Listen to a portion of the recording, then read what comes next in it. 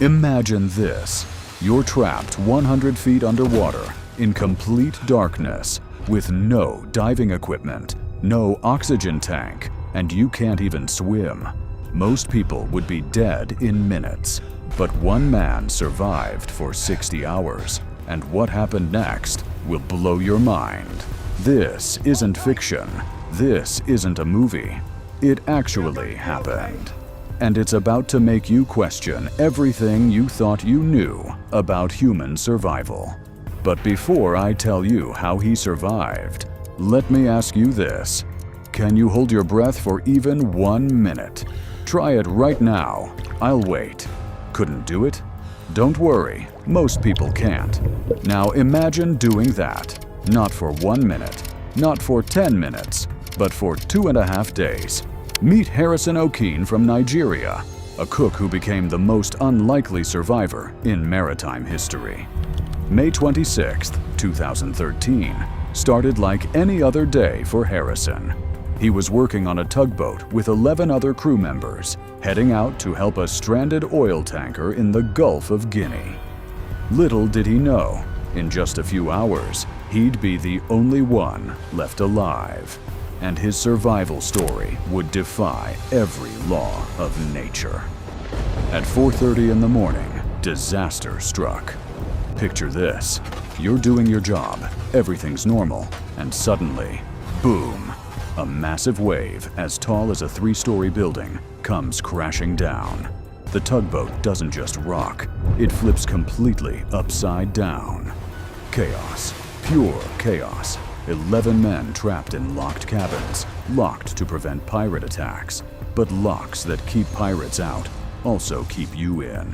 When the ocean wants to claim your life, water rushing in like a freight train, men screaming, metal twisting, and in the middle of this nightmare, Harrison. Here's the crazy part. Harrison survived because he was in his underwear. That's right. If he had been fully dressed like the others, the extra weight might have killed him. He was in the washroom when the boat flipped. Slam! He hit what used to be the floor, but was now the ceiling. Water started pouring through a tiny window. Most people would panic and drown right there. But Harrison did something incredible. He opened the door. That should have been his death sentence. More water, more chaos. Instead, the rushing water carried him into another bathroom, where physics had created a miracle. An air pocket. Think about this for a second. He's 100 feet underwater. That's like being at the bottom of a 30-story building, except it's filled with water, pitch black, and the pressure should have crushed him. To put it in perspective, Navy SEALs train for years to handle situations like this with equipment. Harrison was just a cook, with no swimming experience and no gear. But here's where it gets even more insane. In total darkness, and I mean you can't see your hand in front of your face, darkness, he explored the wreckage. Why? Because he found a bigger air pocket in the engineer's office. Scientists say that air pocket could only sustain life for about 60 hours. That's it. The clock was ticking. But oxygen wasn't his only enemy. 3 things were trying to kill him: suffocation from lack of oxygen, dehydration from no fresh water, and hypothermia from the freezing ocean.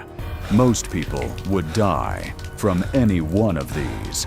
Harrison faced all 3 at once. But then, luck struck again. Floating in that dark water were cans of Coca-Cola. Yes, Coca-Cola. He drank them to stay hydrated. Then he found a mattress, which he used to keep his body out of the freezing water. 2 days passed, 2 full days in complete darkness at the bottom of the ocean.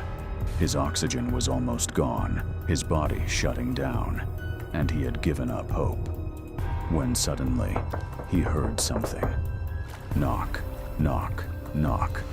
Voices, movement. But here's the heartbreaking part. The rescue divers weren't looking for survivors. They were looking for bodies. Nobody expected anyone to be alive after 2 days underwater. The diver who found Harrison later said he was literally minutes away from death. His body was so weak, he couldn't even open his eyes. But the rescue itself was just as dangerous. You can't just swim up from 100 feet underwater after being down there for 60 hours. The pressure change would literally kill you. Your blood would bubble like champagne. So, they brought down a diving bell, carefully moved Harrison inside, and even after reaching the surface, he had to stay in a pressure chamber for 2 more days. When Harrison finally walked out of that chamber, he was the first and only person in recorded history to survive that long at the bottom of the ocean without equipment. But survival came with a price. The trauma was so severe that Harrison still has nightmares about those 60 hours. He swore he'd never go near the ocean again. And here's the mind-blowing part. If any of these tiny details had been different, if he'd been in his cabin, if he hadn't found the coke, if the divers had come just 1 hour later, we wouldn't be telling this story, because there wouldn't be a survivor to tell it. This story proves that sometimes the difference between life and death isn't skill, isn't preparation, it's pure, impossible luck, combined with an incredible will to live. If this story gave you chills, smash that like button and don't forget to subscribe and turn on the notification. I'll see you in the next video.